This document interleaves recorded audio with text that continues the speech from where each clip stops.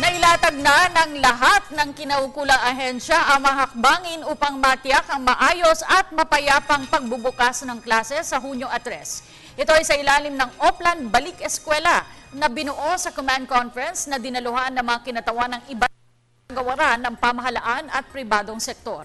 Si Dina Pagibitan nag-uulat.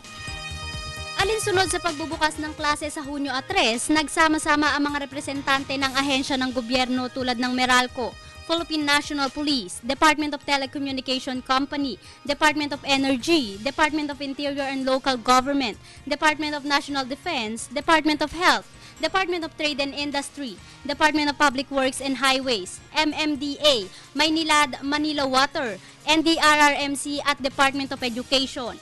Layo ng conference na ito na malaman ng sambayan ng Pilipino ang mga paghahanda na ginagawa ng mga ahensya ng gobyerno sa darating na pagbubukas ng school year 2013-2014.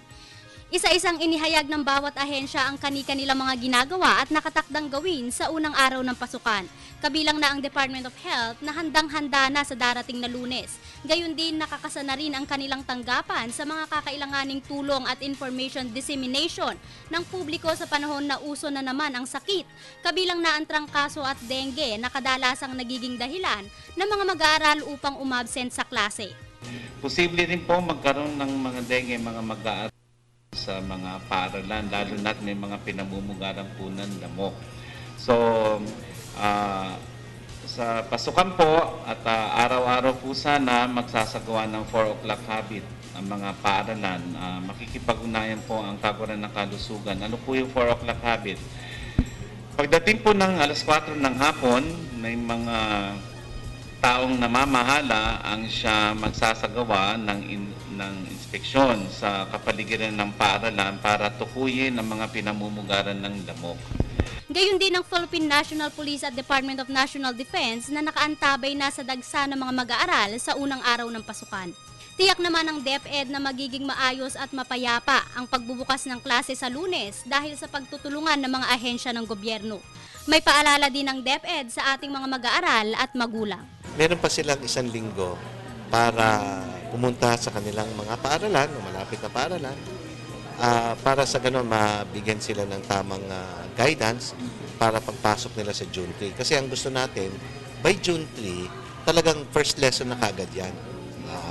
Pangalawa, alam naman natin na papasok tag-ulan, no? Kung pwede lang maghanda na siguraduhin yung mga bata, mayroong mga payong o kaya raincoat.